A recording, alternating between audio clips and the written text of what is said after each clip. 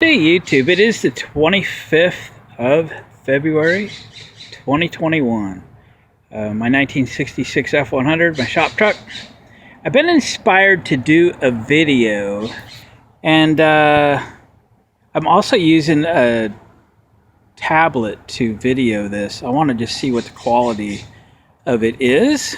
So if it looks or sounds a little different, that is why. I've got a couple of comments and got me thinking a little bit.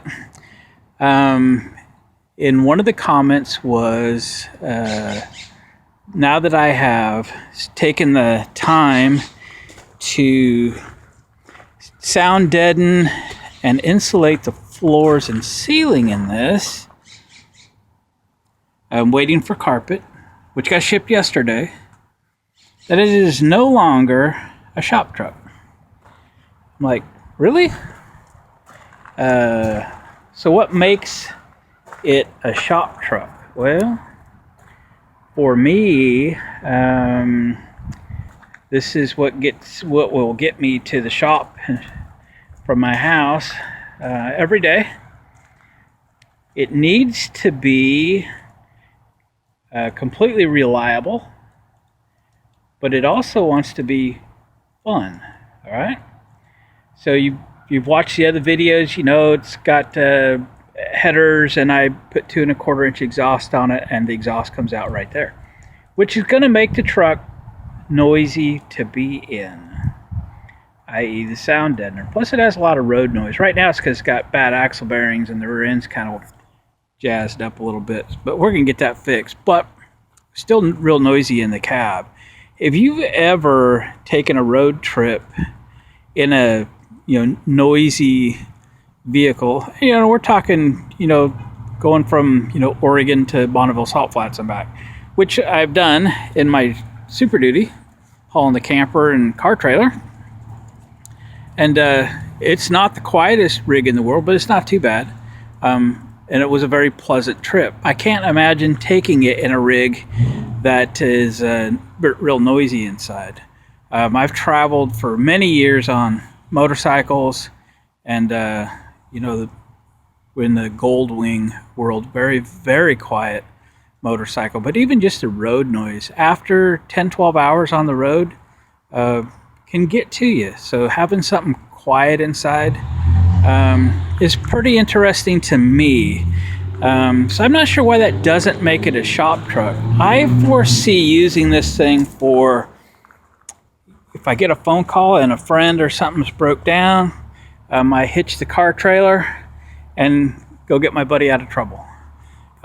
We go looking at stuff, or maybe we go do revivals or something. I picture this having a toolbox in the back, and with enough basic tools in it to get something running that hasn't run for a while. I picture an opportunity to do like zip tie drags, or an opportunity to drive all the way back east for an F100 Nationals. Even put my 56 F100 on the car trailer and tow it with this F100 and go somewhere. Having it quiet inside and not so hot in the cab. It doesn't have air conditioning at this time. Gosh, if I put air conditioning in, is it now not a shop truck? Not in my mind. Not in my mind. Depends on how you're going to use it. Now, if it was only for going and pick up engines and rear ends and so forth, a beater truck, a beater shop truck, all right, maybe I can see it. It's not what we have here. I have an idea to do hot rod power tour someday.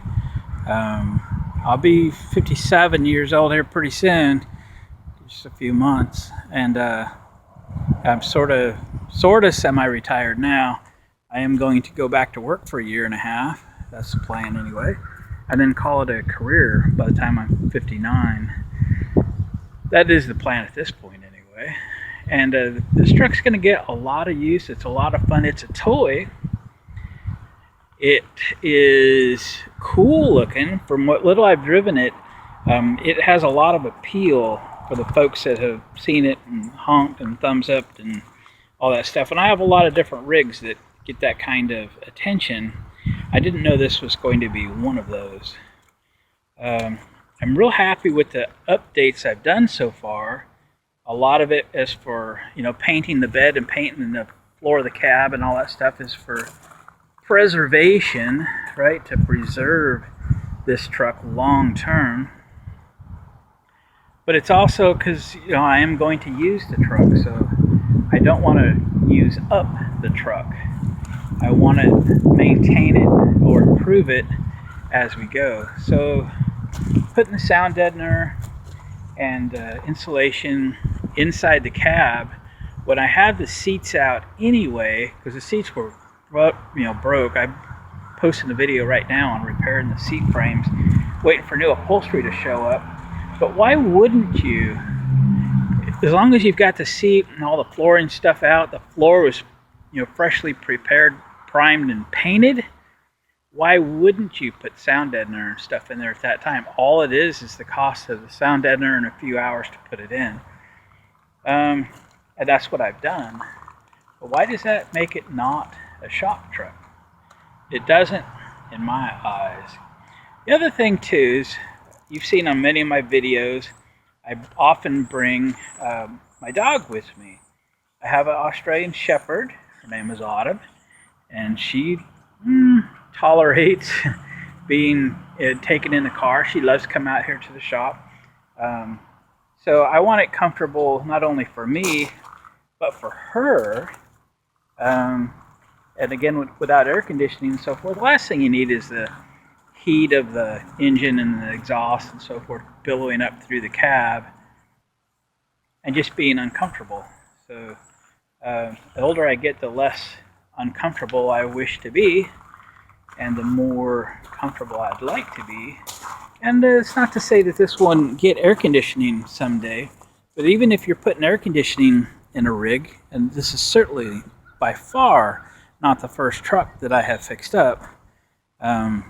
In fact, I did a 1990 or 91 or 2 or something, F-150 four-wheel drive short box, Wimbledon white, and I did a full red interior. I bought custom seats and consoles and put red carpet and stuff in it. I did not put heat insulation in the floor, and it did have air conditioning, and I wish that I had. I would have made the air conditioning more efficient. So with potential to put vintage air in this truck someday down the road, having the heat insulation and sound deadening in the truck just makes sense to me. So with that, I just wanted to give the world an idea of what I'm truly going to use this for. Pretty much everything. For hauling and towing.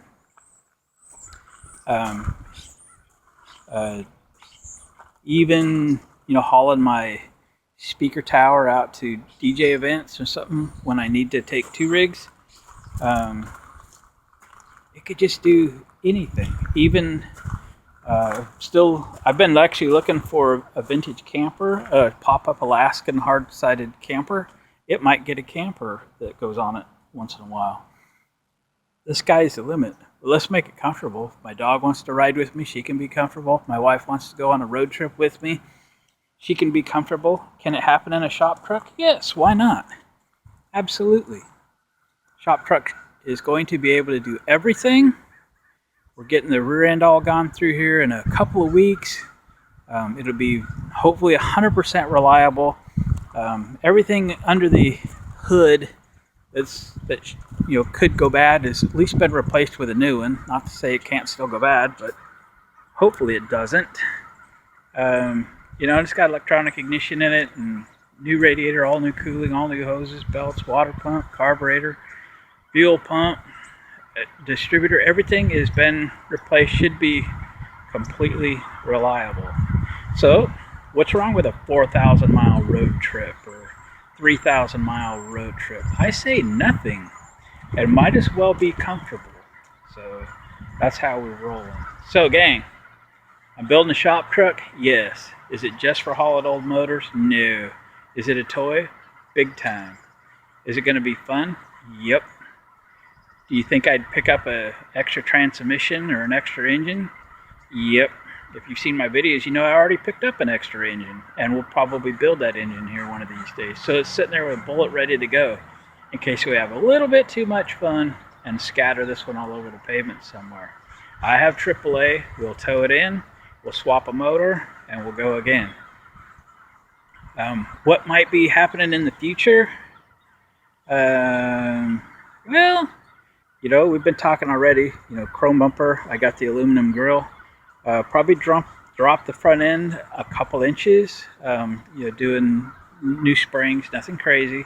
I think the rear end I'm going to leave alone. It's got factory overloads and so forth. This could be a factory F100 camper special. I don't know that, but I don't know why they put overloads in one that wasn't.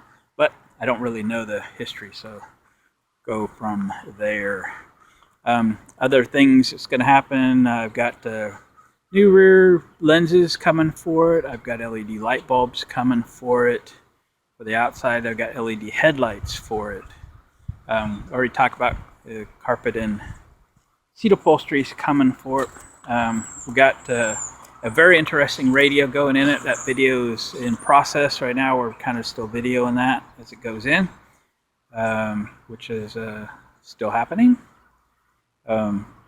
Gosh, it's just going to be a lot of fun. It's going to be more fun than I originally anticipated it would be. I'm very happy with the results so far, and really getting anxious to get to driving it on a daily basis. I'm also happy for the time that I have right now to build the truck, and as long as I have the time, why not build it as right as I want it to be? Everybody has their own opinions, very obviously. And I still appreciate all the comments because they make me think. Some of them make me think a little bit. Some of them make me laugh, and some of them make me feel good. But either way, everybody has their opinion, and I appreciate reading them. So with that, if you have comments on my shop truck, I'd love to hear them, good or bad. If you have ideas on a shop truck, throw them down in the comments below, because it might make me think just a little bit. Like the comments I was reading yesterday kind of prompted this discussion. I need to get the new emblems that say twin I-beam right there. I think they're red, and that'll make that look good with that. Oh yeah, I got some custom YouTube stickers being made. I've had someone suggest maybe I should have used spray-on bed liner for the front bumper that we painted the other day. Few reasons I didn't do that. One is I do have some stickers coming for it, and it wouldn't stick very well. Spray-on bed liner is very hard to get off, and I'm sure I would pull that bumper off and resell it when I put a new chrome one on it, and just as well not have to burn the spray-on bed liner off of it. So have a nice painted bumper would be best. So gang, appreciate you watching. I do appreciate the comments. Give me a thumbs up on the way out the door. I'd appreciate that. And we'll catch you guys on the next one.